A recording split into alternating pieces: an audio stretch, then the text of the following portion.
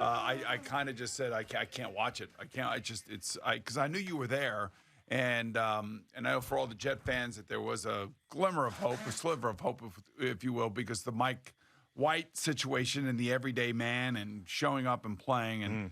They kind of threw him to the wolves yesterday. There were a couple plays. I don't know if they showed it in stadium or not, but in our studio we could watch and we could see the highlights of a couple really just bad breakdowns around him when it came to pass protection. There was one play where Ed Oliver came right up the middle. I mean, standing right over the center's head. The center snaps the ball and decides to go to his right and lets Ed Oliver come straight up the middle. And I'm like, I don't know what the F that is. I don't know who is, talking and teaching and reacting. But whatever that was, that's not the right thing.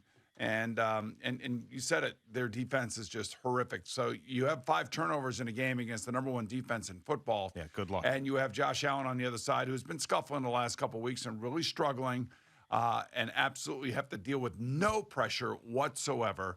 And there's been a lot written about the defensive line of this team. And how good it is and, how great it was. And one of the guys, gets his contract extension, Franklin Myers. But, their secondary is just awful. Yeah, I don't know how I want to be nice and I want to understand the struggles that they're going through. And I know that they've had a number of injuries, but they are awful. Yeah. It's just like there are a couple guys that I don't even know if they belong out there, to be honest with you. And if you couple that, with no pass rush whatsoever, and you couple that with Steph Diggs, who is probably a little bit upset about last week's performance and not getting the ball enough, you run into almost the perfect storm. And that's exactly what happened to the Jets, I think. I got a taste of that place for the first time in a very long time from a Jets fan perspective.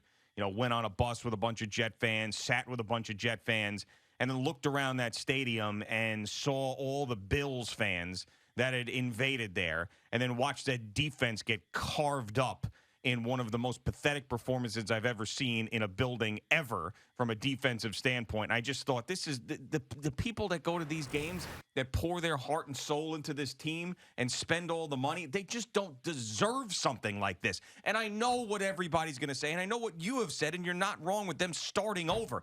But to get your doors blown off this many times in a season, it's just pathetic. You leave there like, man, like this is just, how could you own the team and be happy with something like this? Of course they're not happy. My God. Even the players, a number of the players, Sheldon Rankins, who basically said everybody should be embarrassed and this is the low point, and he's right.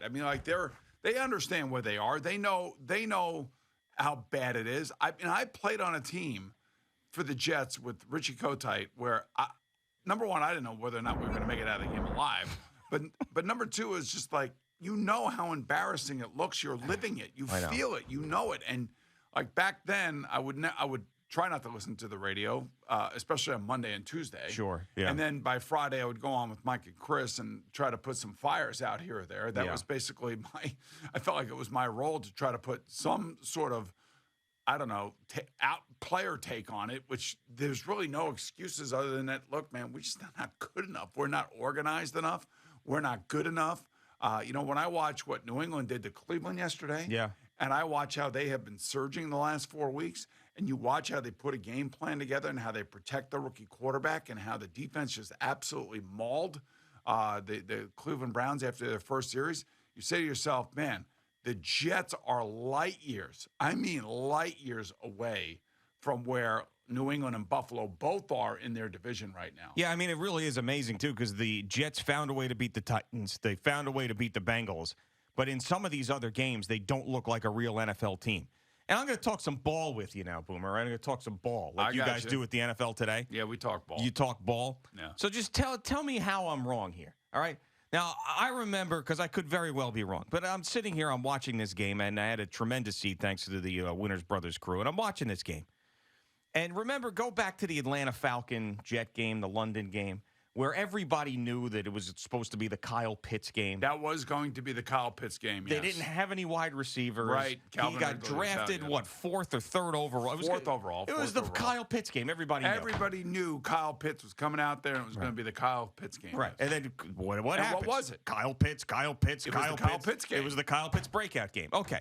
So now the one time in which I feel like the Jets have a shot in this football game, it's 10-3. The defense just got a stop. They sacked Josh Allen, and you're thinking maybe you get a little something going here, momentum into the half, and then you can maybe keep it close. Hey, look, the fact that it was 10-3 was amazing. Yeah. So what happens? This is a Corey Davis fumble. Well, right. Absolutely. So there's a Corey Davis fumble, and then at the end of the half, what do we have? You end up having a touchdown by the Bills, and there goes the game. But prior to that, on that drive, Josh Allen's looking down the field, and he's got Stephon Diggs one-on-one in the situation with about 2 minutes ago, less than 2 minutes to go in the half. One-on-one down the field, running like it's a video game. Like, hey, I got this schmuck on me one-on-one in this situation, and Josh Allen just, boop, right there into the basket. Huge play, life out of the building. And then what does he do? Oh, you have that same schmuck on you that you had with that big play in the end zone?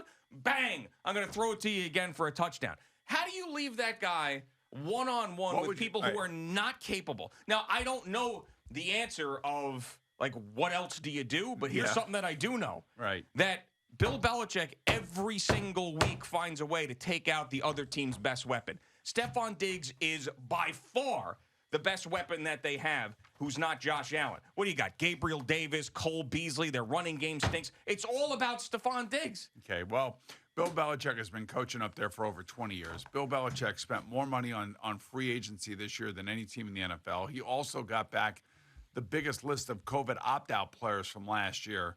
And the amazing thing for him and what they're doing is that they're doing it with a rookie quarterback, and they limited that rookie quarterback's throws yesterday to 23, and he made all the throws. The Jets are in a completely different place. But just Stephon Diggs being that wide open in that situation, how does this happen? I'll tell you how it happens. It happens, number one, because you have no pass rush. You can't blitz Josh Allen, because if you blitz Josh Allen, then it's going to be one play, and it's going to be in the end zone. It's not going to be 5 or 6 plays in the end zone. And ultimately, the Jets are playing with guys that most likely would not make other teams. They are in such a bad way right now with their roster, especially in the secondary, that one of the best wide receivers in football is coming off of a lackluster game against the Jacksonville Jaguars, and he's going to be the center of attention for the Buffalo Bills, is going to have exactly what happened and what kind of game he was going to have yesterday against a beat-up secondary and a lack of pass rush. Yeah. So, I know I could sit here and tell you, what, they could put a safety over the top, but then they just throw it to somebody else. Right. And Josh Allen was, Josh Allen yesterday. That was the kid that is in the MVP race. And that wasn't the kid that we saw the last 2 weeks prior to this.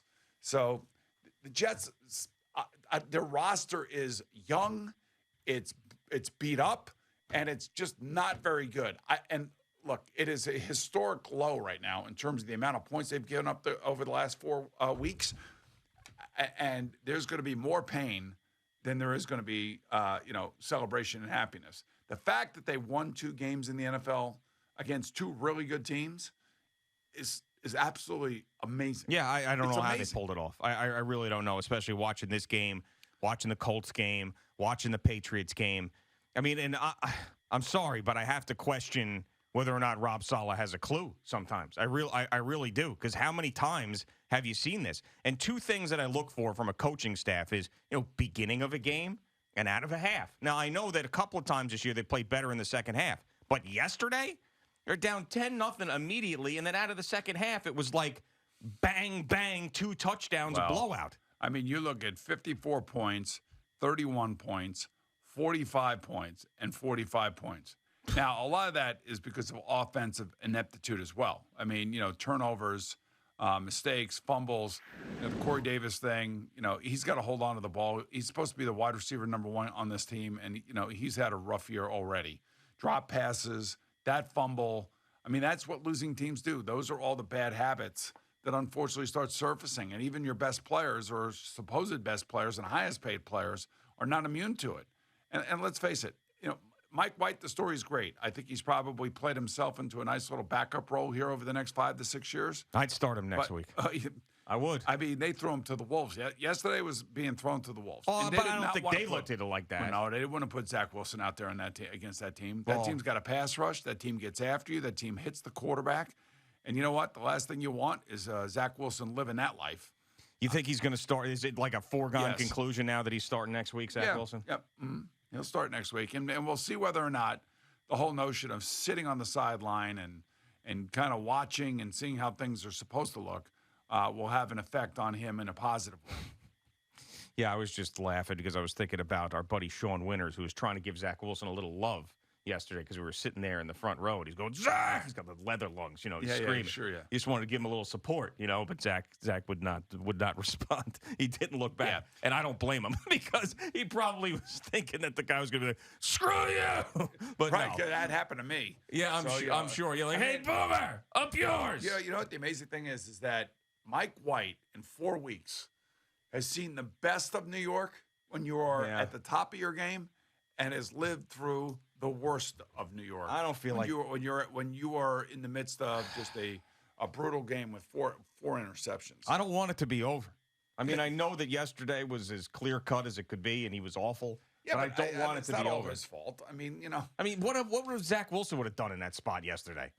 It could get airlifted out of the stadium. So now here's your next 2 games if you're the Jets. Yeah, you have the Miami Dolphins at home and the Texans, and then you're at the Texans, and I would think that Miami defense has been playing pretty good as of late, and as Lamar Jackson found out, on Thursday night last week.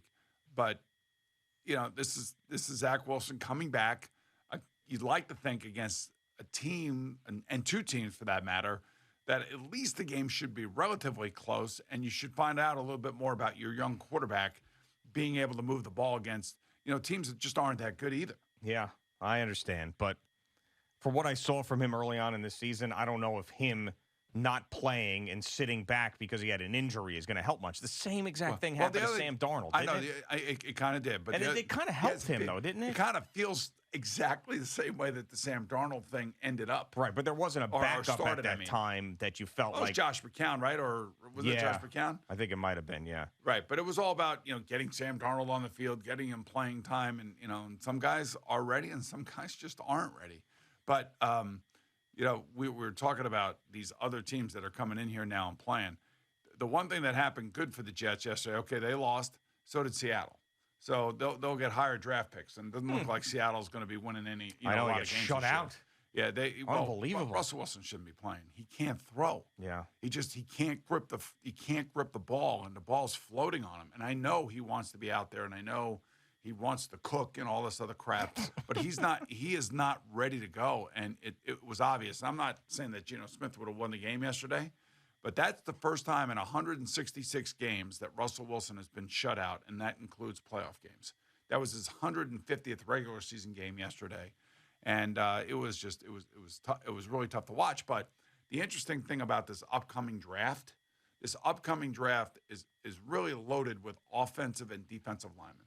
Okay, that's not big quarterback names this year. No, not big quarterback names. Wide receivers would probably most likely go late in the first round. There'll probably be like 4 or 5 of those 6 guys going late in the first round. But this is all about edge rushers and offensive linemen. That's how I hog mollies. Yes, that's how I would put it. Oh man, I hope Dave Gettleman still has a job if there's a bunch of hog mollies out there. But the important thing for the Jets, when I think about it, is you're adding to the offensive line and the defensive line. You should be able to get, and I don't know if Joe Douglas will end up, trading one of those picks to get multiple picks now, but this is a chance, an opportunity this offseason to help continue the rebuild on the offensive and defensive lines. Because it's ugly right now. It is really, really ugly. And there's so many holes. I mean, I don't know where you would start. The secondary's just a get mess. Players. The safeties just are a mess. Players. Yeah, you just got to regardless of position, just get them. If I were, I would do like what Seattle did when John Schneider and Pete Carroll first got there. And it was a revolving door. I mean, they were just bringing everybody in. Any chance they got, Tuesday, Wednesday, bring guys in during the season, try guys out, and see if you can find something. And I'm sure that they're doing that. I believe that they, believe it or not, as hard it is to sit here this morning watching that debacle of a football game yesterday. I know it sounds ridiculous, but there is a plan in place. The question is, are they going to be able to reach that plan while going through this crap that we've seen the last 4 weeks? Thank you for watching. Please like, comment, and subscribe. And don't forget to hit the red bell so you're notified when we have new content.